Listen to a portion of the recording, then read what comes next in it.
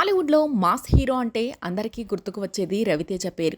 Career ప్రారంభంలో సహాయక పాత్రలు, సైడ్ రోల్స్ చేసిన రవితేజ కష్టపడి టాప్ హీరోగా నిలిచాడు. అసిస్టెంట్ డైరెక్టర్గా పనిచేస్తూ నటుడిగా సొంత గుర్తింపు తెచ్చుకున్న ఆయన ఇప్పటికీ అదే ఎనర్జీతో ముందుకెళ్తూనే ఉన్నారు. కొంతమంది హీరోలకు యాంటీ ఫ్యాన్స్ ఉన్నా రవితేజకు అలాంటి విభేదాలు తక్కువ. మాస్ మహారాజా సినిమాలంటే థియేటర్లో ఊర మాస్ ఎంటర్టైన్మెంట్ అనేది ప్రేక్షకుల మైండ్ సెట్. ఇప్పుడు రవితేజ తన కెరీర్లో మరో కీలక దశలో ఉన్నాడు.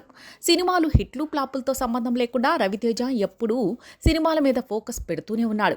ఇక రీసెంట్గా కొన్ని వరుస అపజయాలు ఎదురైన విషయం తెలిసిందే. చివరగా ధమాకా సినిమా భారీ విజయాన్ని సాధించింది. ఆ సినిమాతో దాదాపు 100 కోట్లకు పైగా కలెక్షన్లు సాధించి రవితేజ మళ్ళీ తన మాస్ పవర్ను ప్రూవ్ చేసుకున్నాడు. కానీ అదే సమయంలో వచ్చిన టైగర్ నాగేశ్వరరావు అనుకున్న రేంజ్లో సక్సెస్ రాలేదు. అలాగే హరీష్ శంకర్ దర్శకత్వంలో వచ్చిన మిస్టర్ బచ్చన్ కూడా ఆశించిన రీతిలో నిలబడలేదు. అయితే రవితేజ మాత్రం వెనుకడుగు వేయకుండా వరుసగా సినిమాలు లైన్లో పెడుతున్నాడు. ప్రస్తుతం ఆయన మాస్ జాతర అనే సినిమాతో ప్రేక్షకుల ముందుకు రాబోతున్నారు. ఇదిలా ఉంటే ఇప్పుడు రవితేజ 2 కొత్త ప్రాజెక్టులను అంగీకరించినట్లు టాలీవుడ్ వర్గాల్లో టాక్.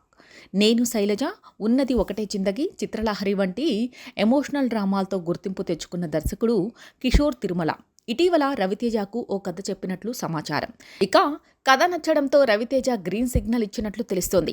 మరోవైపు మ్యాట్ సినిమాతో సెన్సేషన్ క్రియేట్ చేసిన కళ్యాణ్ శంకర్ కూడా రవితేజకు ఓ స్టోరీ నేరేట్ చేశారని, ఆ కథ కూడా హీరోను బాగా ఆకట్టుకుంటుందట. ఇప్పుడు ఈ 2 కథల్లో ముందుగా కిషోర్ కథ సెట్లో పైకి వెళ్తుందని తెలుస్తోంది. ఎమోషనల్ డ్రామాగా ఉండే ఈ కథ విషయంలో మాస్ మహారాజా చాలా కాన్ఫిడెంట్ గా ఉన్నట్లు తెలుస్తోంది. ఇక కళ్యాణ్ కథపై మరోసారి చర్చలు జరిపిన తర్వాత నిర్ణయం తీసుకునే అవకాశం ఉంది. మొత్తానికి రవితేజ మళ్ళీ ఫుల్ ఫామ్ లోకి రావడానికి ప్లాన్ చేస్తున్నట్టుగా కనిపిస్తోంది.